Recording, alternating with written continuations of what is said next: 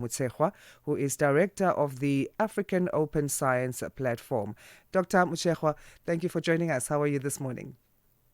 Thank you very much. Very excited to be here with our listeners. Thank you. Thanks, and we appreciate you making time for us.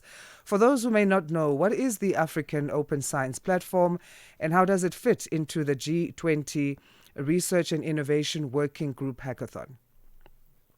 Thank you very much. My name is Tshiamo Motshegwa. I have the honor and the privilege to be the first director for the African Open Science Platform. This is a very exciting initiative to really advance and coordinate activities around open science in the continent. You'll recall that open science aims to put society at the core of our scientific endeavors and to be able to share what we do in terms of scientific outputs with wider stakeholders. Africa is huge. There's a lot happening in the continent. We need to create the critical masses and make sure that we are coordinated, we amplify impact. That's what ASP is trying to do. We are a knowledge partner for the South African presidency, which is a very exciting opportunity for Africa. Indeed, we helped obviously coordinate some of the thought leadership around this particular activity we're going to talk about. Thank you very much. Talk to us about the link between climate change, disaster risk, and urban resilience, and the importance of each of these factors being taken into consideration. I think everybody knows that climate change is here. It's very critical that countries, continents, and globally we are prepared to be able to live amidst obviously manifestation of these disasters. I think our preparedness is very critical, which is why I think you'll find that at various platforms, including on a global multilateral stage, there's coordination to see how we can advance together to tackle some of these challenges. And indeed, there is opportunities through collaborations and obviously through the use of technology to be able to mitigate and to be able to be resistant and resilient amidst the manifestation of some of these challenges.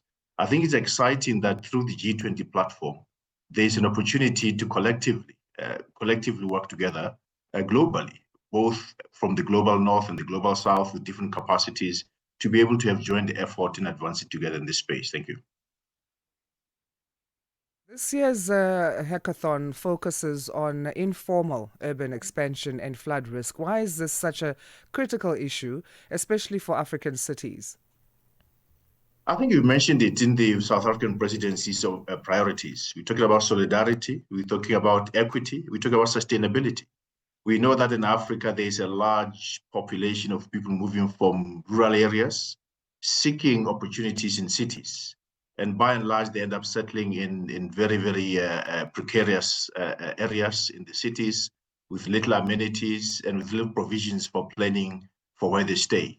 I think this is a very common problem in the global south. And certainly, if you look at very large cities in Africa, there's these marginalized communities that are on the fringes. And when disasters like floods happens, you find that by and large, they are adversely affected. And I think in line with the spirit of the South African presidency for solidarity and equity and sustainability, this particular use case will resonate very, very well with a large swathe of our population in urban areas who are marginalized and at risk when floods happen, for example. What is currently being done to tackle the issue of rising urban expansion in the country, especially for informal dwellings? And what else needs to be done on that front?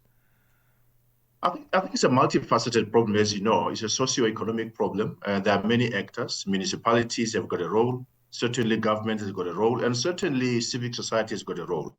I think you'll find that there's a lot to be done. And there is a lot being done.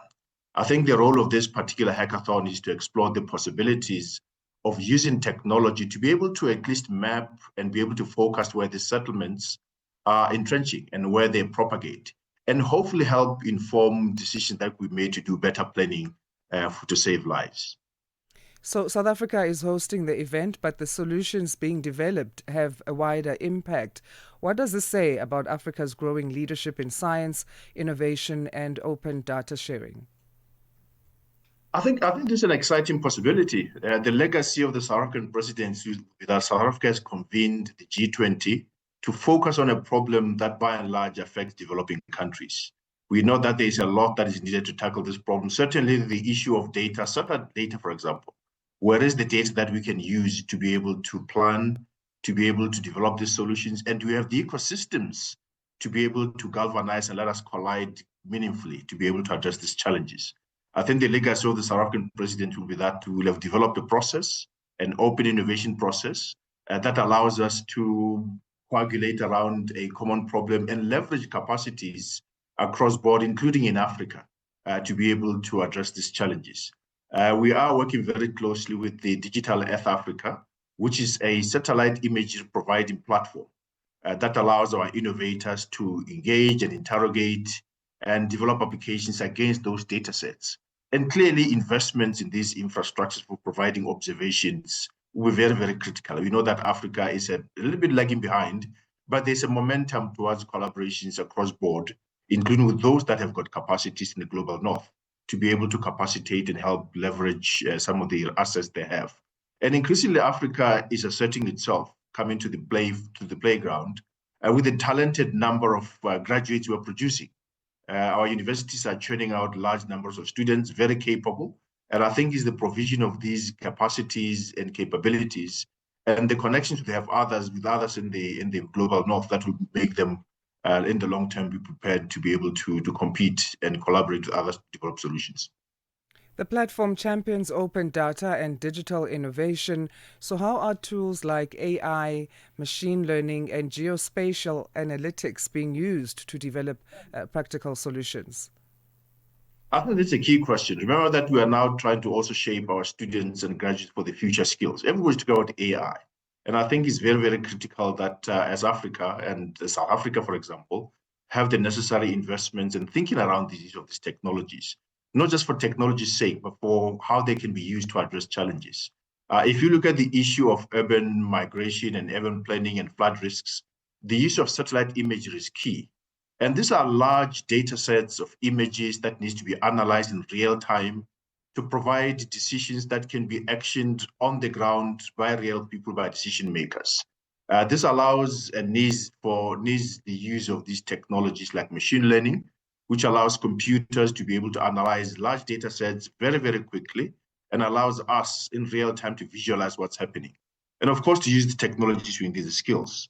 So I would argue that it's very, very critical to use in opportunities like this to concretely provide our stakeholders, entrepreneurs, students with these future-proof skills that they can use for this and other situations. Of course, this also requires investments in infrastructure in terms of the compute, infrastructure in terms of the satellites, infrastructure in terms of the connectivity to be able to circulate this data around. Once the prototypes are developed, in what ways are you hoping that they will influence policy even and urban planning and disaster risk management on the continent? I think you touched on those last two, but maybe let's focus more on policy and how they can influence that.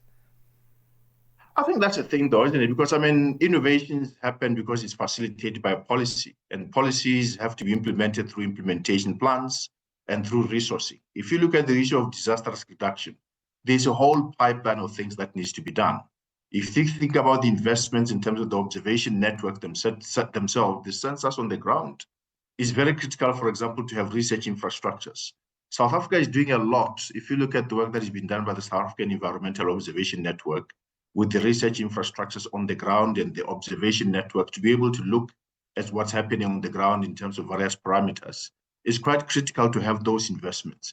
Even after you have the data, you need to be able to have the compute platforms to be able to do all this modeling we're talking about.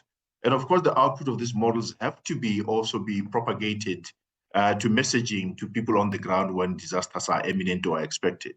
So this whole pipeline is important for us to be investing in.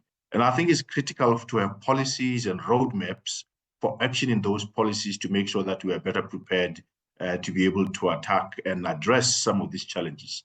And I think we need to capacitate our institutions, including our universities, including our research institutions, and have the collaborative platforms to be able, on top of these infrastructures, to be able to collaborate together and have high impact applications. How can young innovators, young African innovators, become a part of this initiative? And if it's maybe too late for them to register, other similar initiatives and platforms? Yeah, this is planting the seed, isn't it? I mean, South Africa wanted to use this opportunity to plant the seed for now and in the future. Beyond the South African president, this will be a legacy, that we could have a platform that has started in South Africa that can be used to sustainably conceptualize and develop and position applications coming out of this platform to be able to be absorbed, most importantly, by stakeholders. And I think it's a whole ecosystem approach. South Africa itself is developing an ecosystem, or has developed an ecosystem, including the necessary structures like the Technology Innovation Agency that supports entrepreneurs, the investment in the cyber infrastructure. For example, you have the National Integrated Cyber Infrastructure here. So really, this is configuration for now and in the future. And there will be ample opportunity beyond this particular use case to have other use cases that addresses societal challenges galvanizing and using this platform. Dr. Motshegwa, we appreciate your time again here on Africa Rise and Shine. Thank you very much for the opportunity. I'm looking forward to hear more about interest in this particular activity and how we can propagate it, make it more sustainable going forward. Thank you. Great. That was Dr. Tshiamo Motshegwa, Director of the African Open Science Platform at South Africa's National Research Foundation, speaking to us about the G20 Research and Innovation Working Group Hackathon.